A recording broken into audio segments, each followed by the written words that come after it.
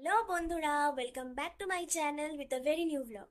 তো আশা করি তোমরা সবাই খুব ভালো আছো, আর আমিও কিন্তু খুব ভালো আছি। তো আজকে আবার একটা নতুন ব্লগ নিয়ে চলে এসেছি তোমাদের সামনে।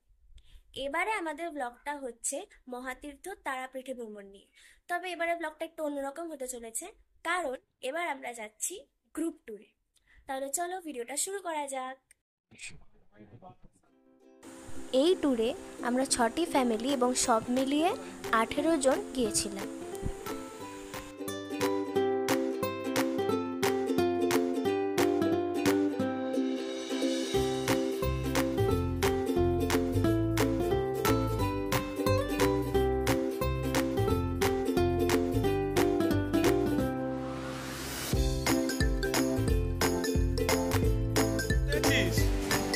কোথায় যাচ্ছিস? এই তারাপীঠ বল, তারাপীঠ। হাই করে দে, হাই করে দে, দূর থেকে হাই কর, দিকে হাই কর। আমাদের ট্রেন নাম্বার ছিল 13187 মা তারা এক্সপ্রেস, যেটা শিয়ালদা থেকে 7টা 20 সময় ছেড়েছিল এবং রামপুরহাট পর্যন্ত গিয়েছিল।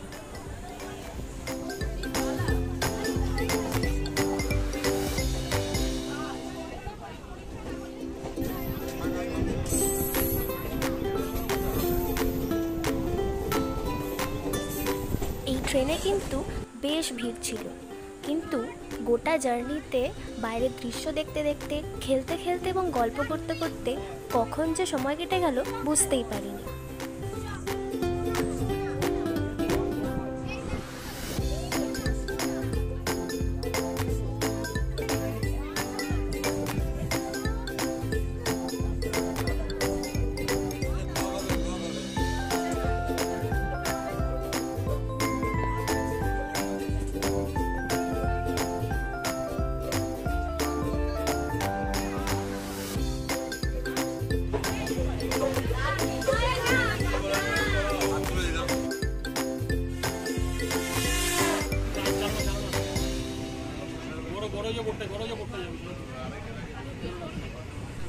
এই হলো স্টেশন তারাপীঠ রোড। তবে তারাপীঠে যেতে গেলে নামতে হবে এর পরবর্তী স্টেশন রামপুরহাটে।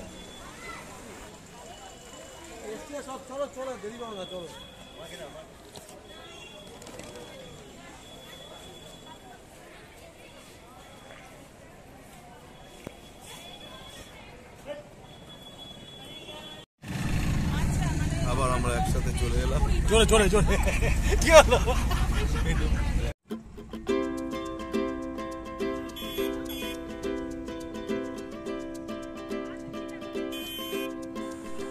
ট্রেন থেকে নেমে আমরা দুটো ম্যাজিক গাড়ি ভাড়া করে নিয়েছিলাম এবং তারপরে আমরা যাত্রা করেছিলাম হোটেলের উদ্দেশ্যে। হোটেলে পৌঁছতে আমাদের 15 থেকে 20 মিনিট লেগেছিল।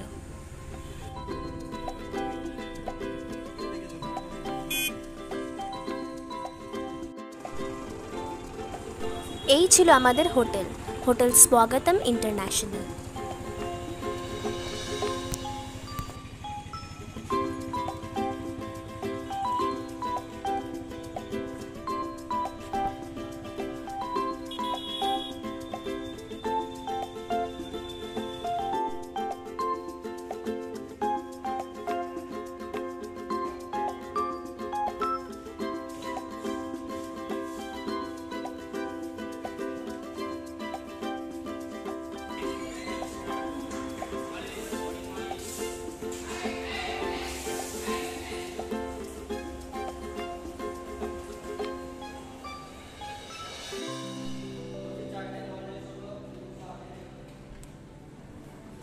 আমাদের 6টা রুম হোটেলের টপ ফ্লোরেই একসঙ্গে পড়েছিল।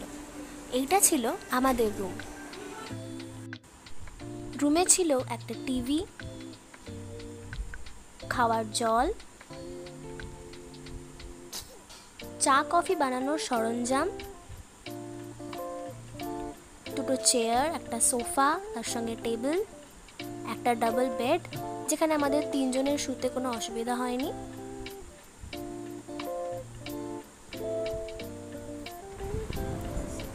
এসি, একটা বড় ড্রেসিং টেবিল এবং তার পাশে একটা বড় ওয়ার্ড্রব।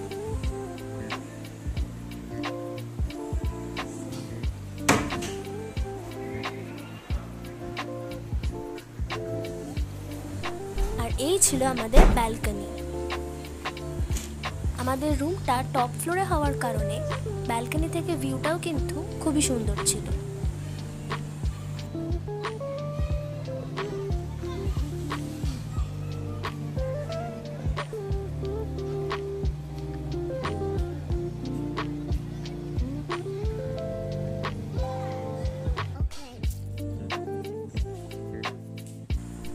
রুমের ওয়াশরুমটাও খুব পরিষ্কার পরিচ্ছন্নই ছিল।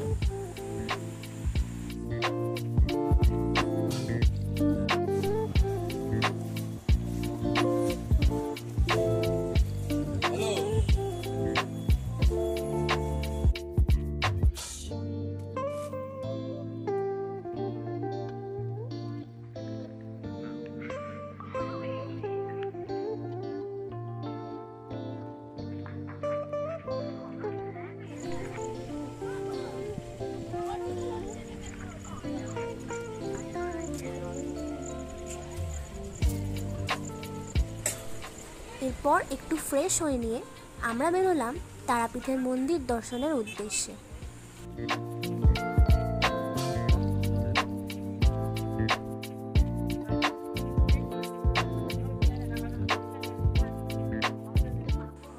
হোটেল থেকে 3টে টোটো বুক করে দ্বারকা নদী ক্রস করে আমরা পৌঁছে গেছিলাম তারাপীঠ মন্দিরের প্রবেশদ্বারে। হোটেল থেকে মন্দিরের দূরত্ব 1 কিলোমিটারের মধ্যেই ছিল।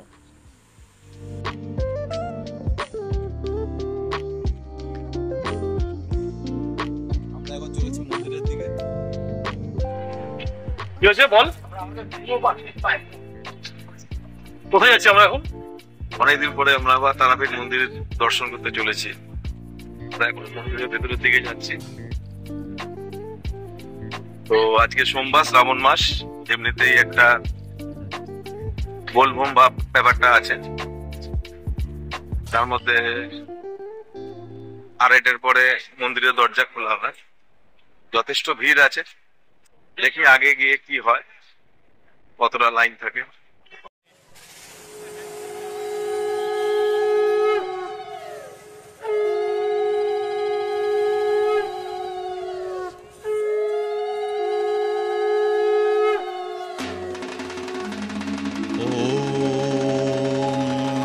तारायै विद्महे महाग्रायै धीमहि तन्नो देवी प्रचोदयात्।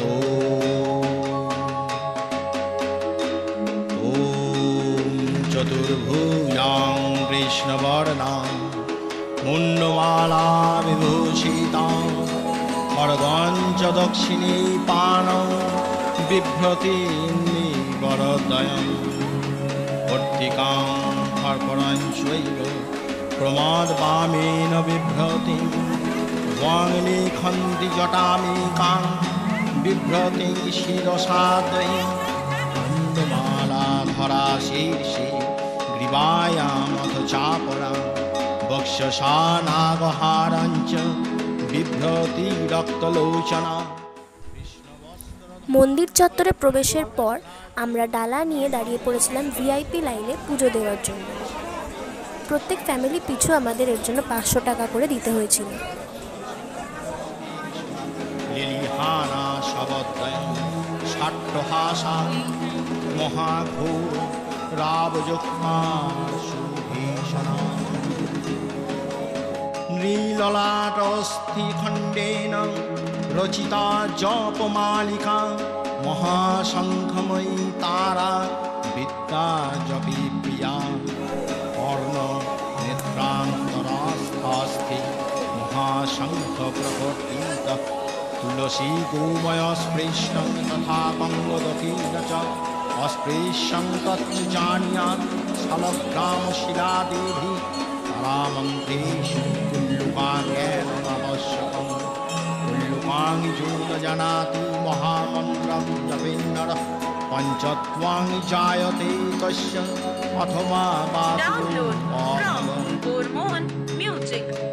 श्यामवर्णां त्रिनयनां द्विभुजां वरपङ्कजे दधानां बहुवर्णाभिः बहुरूपाभिः आवृतां प्रत्तालीढपदां देवी ব্যঘ্রচর্মাবৃতাং কটৌ হাস্যবক্ত্রাং মহাঘোরাং যজেত নীল সরস্বতী বিপরীতরতাসক্তাং বাগীশক্তপ্রদায়িনীং কালী करालवदना विनिष्कान्ताशिपाशिनी विचित्रखट्टाङ्गधरा नरमाला विभूषणा दिव्यचर्मपरिधाना शुष्कमांसाति भैरवा।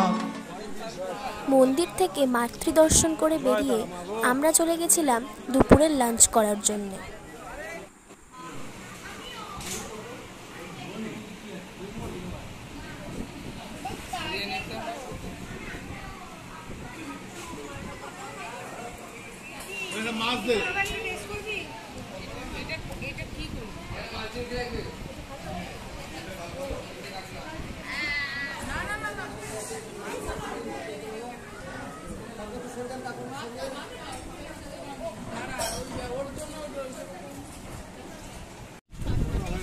পুজো দিয়ে হোটেলে ফেরার পথে মনে মনে আমাদের বেশ আনন্দই হচ্ছিল, কারণ আমাদের পরবর্তী প্রোগ্রাম ছিল সুইমিং পুলে দাপাদাপি।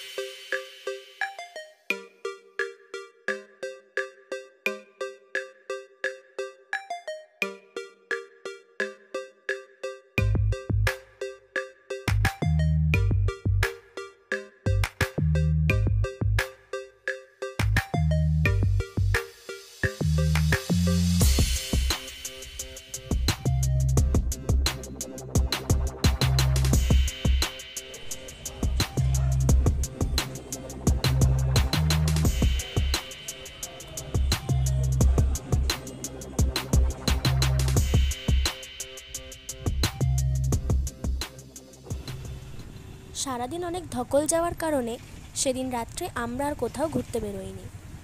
11টার মধ্যে খাওয়া দাওয়া সেরে শুয়ে পড়েছিলাম, কারণ পরদিন সকাল 11:15 আমাদের বাড়ি ফেরার ট্রেন ছিল।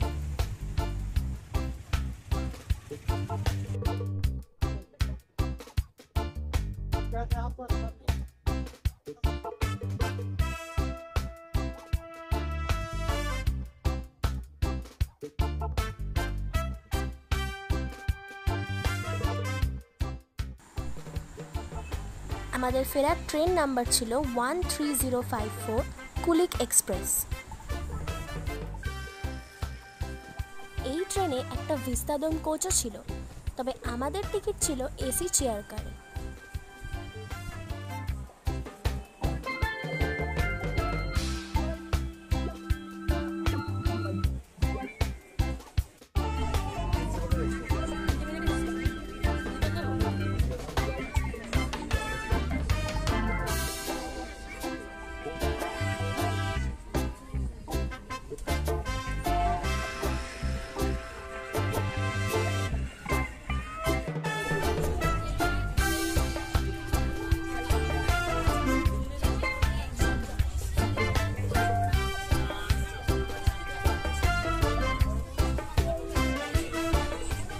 দুপুর 3:30 নাগাদ আমাদের ট্রেন পৌঁছে গেছিল হাওড়া স্টেশনে।